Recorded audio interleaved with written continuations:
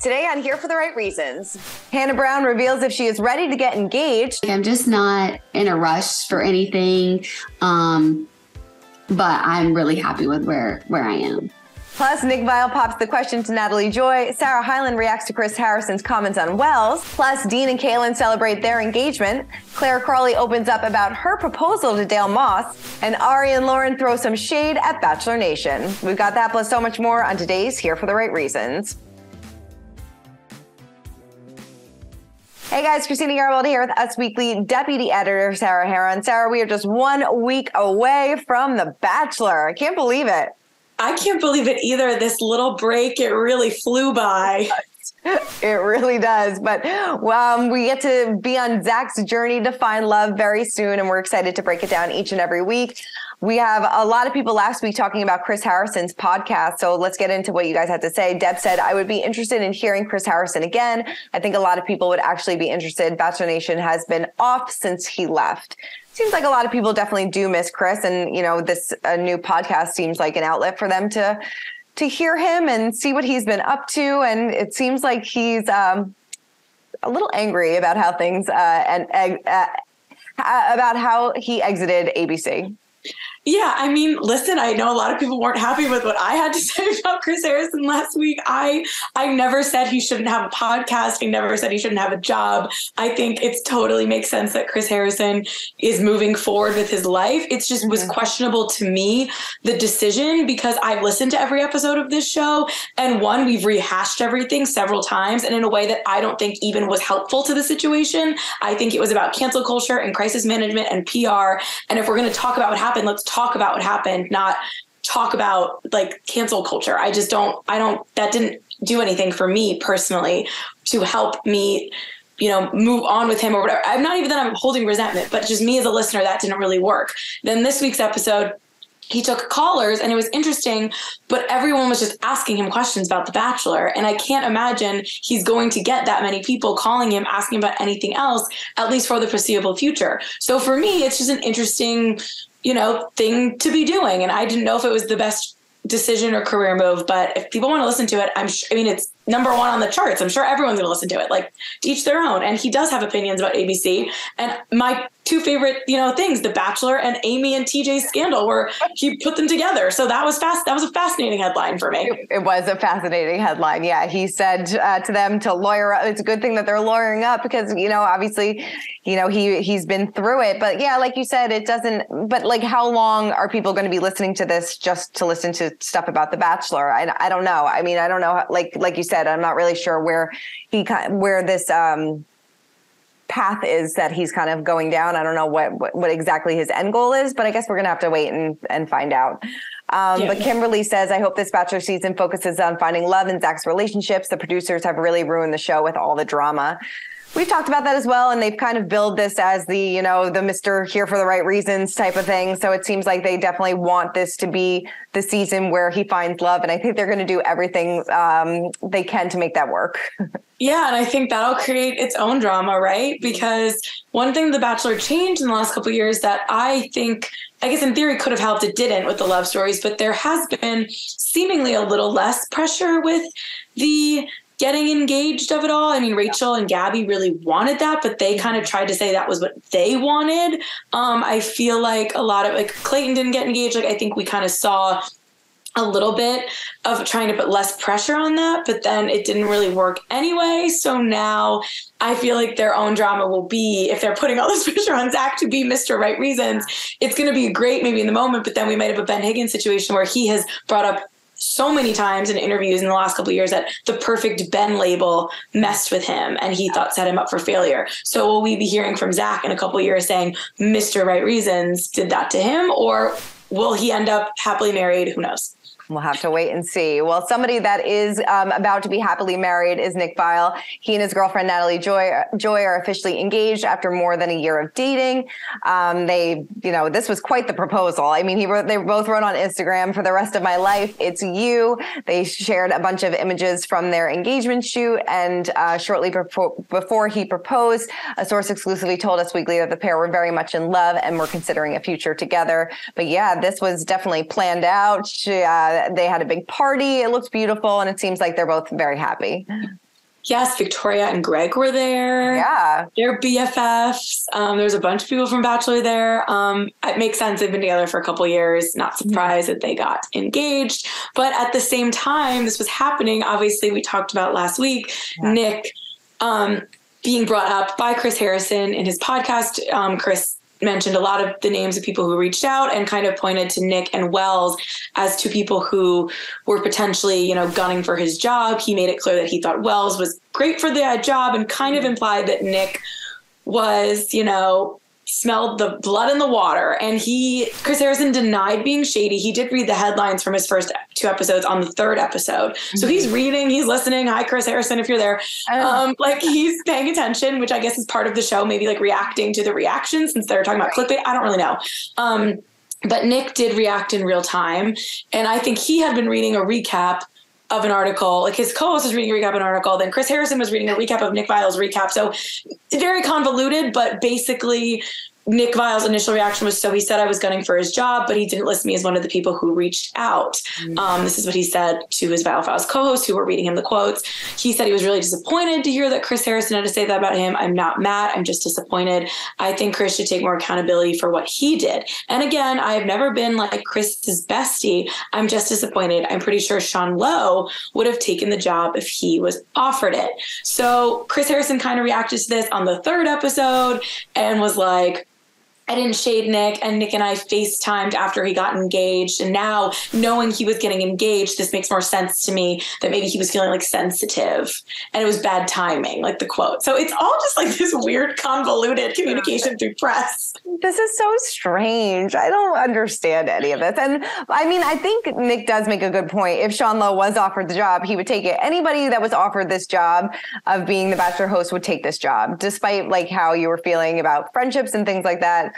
This is the job that pretty much everybody wants. And, It's interesting that he hasn't addressed Jesse Palmer, though. I think that's interesting, too. And it was also, I thought it was an interesting move to kind of just start listing Bachelor couples and people and alums who you've been in touch with and who reached out to you, because by doing that, you're automatically kind of implying that the names you didn't list that people might assume didn't reach out to you. And that probably isn't his intention. Maybe it is, because he is trying to generate buzz with this show, which is fine. But then I think he's denying that by then clapping back at headlines. So I'm just kind of confused, like I said, about what the point is. But with Nick specifically, I listened to the episode myself. I thought he was being a little shady. He made it clear he thought Wells was good for the job and that Nick kind of was whatever. But also, isn't it fair for Nick to kind of question what Chris said? And he said that's fine. But then why point out that Nick isn't one of the people who reached out? It's all he's saying so much without saying it. And I know he's new to podcasting, but he should be ready for people to be calling out certain things if that's what's happening. And then I feel bad, so I'm nitpicking, but I'm stressed about this whole thing, Christina. So stressed, but everybody is talking about Chris Harrison's podcast. It even made it to the Critics' Choice Awards red carpet, where Sarah Hyland was asked about Wells getting a shout out on the podcast. She told Entertainment Tonight, I haven't listened to it yet. I think Chris texted Wells about it, being heads up, I talked about you in the 2nd episode, but I don't know what he said or anything. She also added that everybody loves Wells, which is true. And like we just said, she thought that Wells should have been given the title as Bachelor host, and that he would have been the perfect man for the job. So yeah, this whatever Chris is doing, it is working. A lot of people are talking about it on all different, all different headlines that he talked about. But yeah, I agree. I think Wells would have been a great host. I do feel like Jesse Palmer is kind of coming into his own, though. I have enjoyed him the past couple seasons. I feel like every single season he's getting more comfortable and better. So I don't hate it, but I think that Wells was probably that probably should have been the right choice.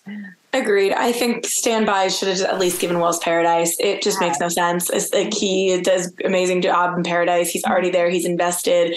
And the episodes they did where he was hosting and bartending last year or 2 years ago, whatever it was, with the guest host, it was so seamless and funny. And I believe he has a genuine investment in all of these people. Without being too close to it. And Paradise, you need a little bit more commentary.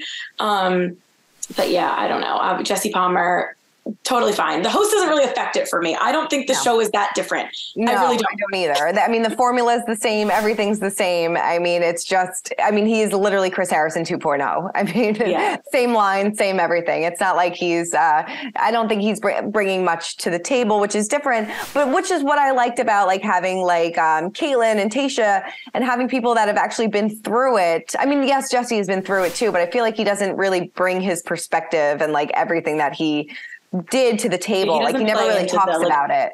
Former Bachelor part. Right. He makes a comment here or there, but you forget that he was actually a Bachelor, maybe because it was so long ago, but I feel like that always brought like a good perspective, but I guess ABC felt differently. Well, another former Bachelorette is opening up, Claire Crawley. Every couple months, Claire does an interview with some revealing moments.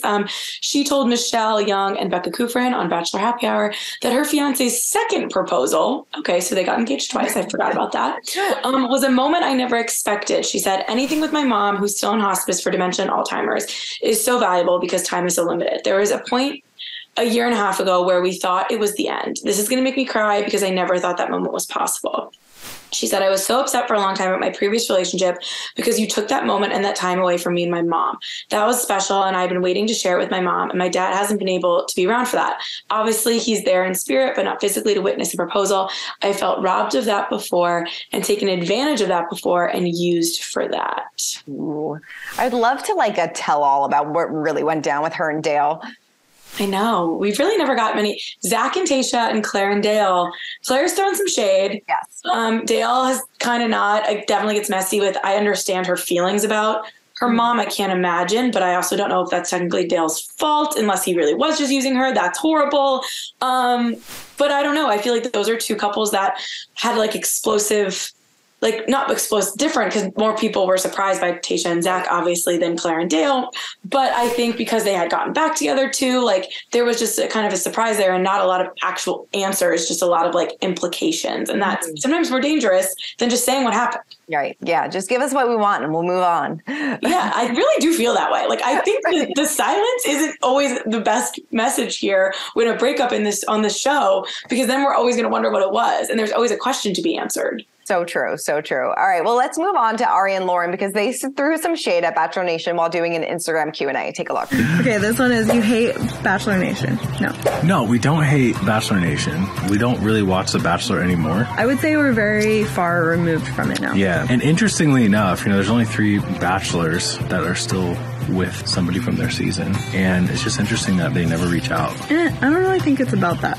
I mean, it's just funny that wouldn't they want to celebrate some success instead of always having some drama? I will say that it doesn't seem like they really care too much about the success of the couples anymore. It seems like it's way more about the drama and controversy. Yeah, but if I want to watch drama and like sensationalism, I'd watch like F-Boy Island or like another just like random like Love Island or something. Yeah. I feel like they need to bring the romance back, and maybe this season they will.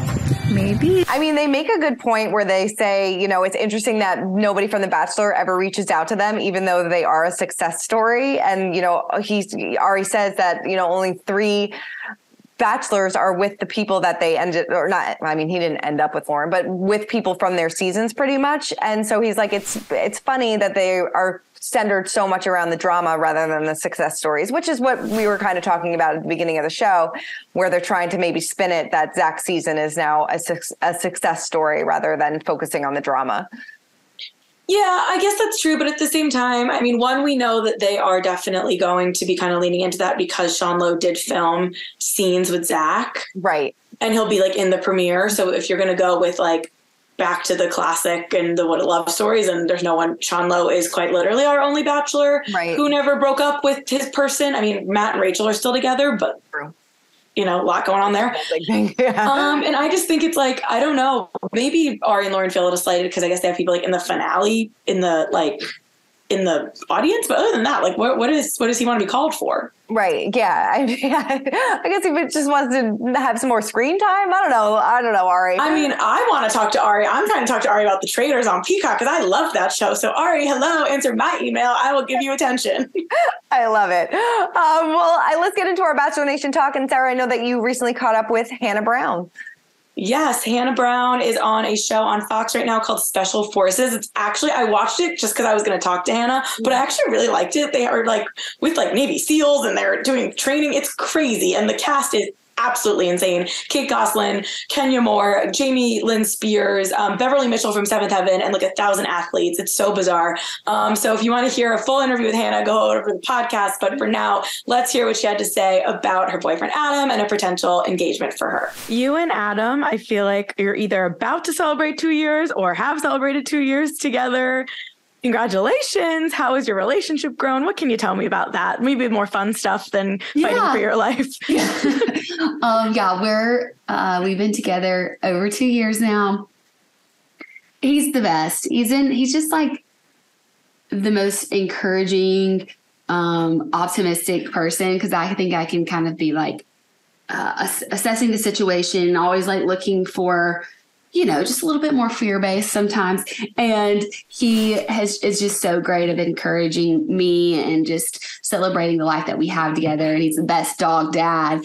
We're doing great. And I've always said this, but like, he just continues to make me feel just so comfortable in who I am and who we are, and just a safe, just grounding place to always come home to. Yeah.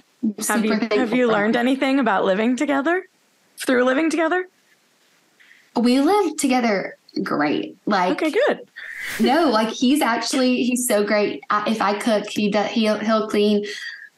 Same for me. He's more, like I'm a tornado when I get ready, and like, you can definitely see where I've been. So he kind of probably has more of that to deal with than I do. But I have to get on to him. I'm like, the outside stuff is your stuff. I'm the one that will like clean. Like I probably like clean up more, but you're in charge of the outside stuff and picking up Wally's poop and all that stuff. And he does that. But we have a great system. Good. I have to ask you this. Engagement. Do you guys talk about it? Are you leaving that up to him? Are you not worried about it? Is it something you're talking about? Yeah. Of course, like we've talked about it, but I am so great where we're at.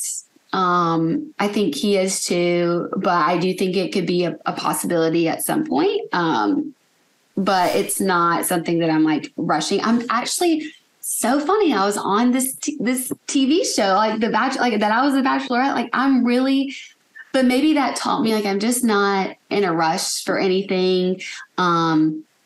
But I'm really happy with where I am. Love to see that she's happy. No rush for engagement, but good for her. Yeah. She's always, she's really come a long way since we met her on Colton Underwood's season. Never forget. Never forget. Oh my God, I forgot it was, when I saw her the other day, I was thinking about her and the remember the quarantine crew? I mean, never forget, with Tyler and Matt. It just seems like a totally different world. Remember when she couldn't give a toast on Colton's season because she was like so nervous in the hot tub, and then she ended up being our lead, winning Dancing with the Stars, and now is like with Navy SEALs? Like what? Insane. It's really insane. All right. Well, somebody else that had an interesting journey to their journey to find love was Dean and Caelynn. So let's get into our social media spotlight, because they recently had their engagement party, and the photos, everything it looks like something out of a magazine. They're just so beautiful to look at. It does. And that doesn't surprise me at all, because I remember when I talked to Caelynn a few months ago, she was like, I already have a dress for an engagement party. I'm like, have bridal things booked. So, she maybe tried to play it cool, but she always wanted this. And I'm glad they got there, because obviously we never really knew if Dean was being sarcastic or if he didn't want to get married or what was happening behind closed doors with those two. But clearly this is something that she wanted, and now something they both want. And Sarah Hyland again popping up, just bizarre. She's always at these things now, and wild. But yeah, Becca Tilley was there. Ben Higgins was there. His wife was there. So it looks like they had a really good time. And it looks like the rain didn't get in the way, but she looked beautiful, and she'll make a beautiful bride. We still don't know if that ring was ever found, though. I don't think it was. I don't think so either. I might be wrong. I might have to look. I might have to try to find out, because I don't know if it ever was. I don't think so. Oh, that's unfortunate. Well, it looks like it was a beautiful party, and I'm sure they'll have a beautiful wedding. But All right. Well, that is it for this week's episode of Here for the Right Reasons. Like we said, one more week to go. Next week, we'll be recapping the first episode of The Bachelor. So we will be moving from Wednesdays to Tuesdays since The Bachelor is on Monday. So make sure to rearrange your schedule so you can watch us recap The Bachelor. Oh, yes. Please do. Please do. And like Sarah said, if you want to listen to the full interview with Hannah Brown, listen to the Here for the Right Reasons podcast, and we will see you guys next week. Bye. Bye. For more news, content, and exclusive interviews, make sure to hit the sub, like, and bell button down below and visit usmagazine.com.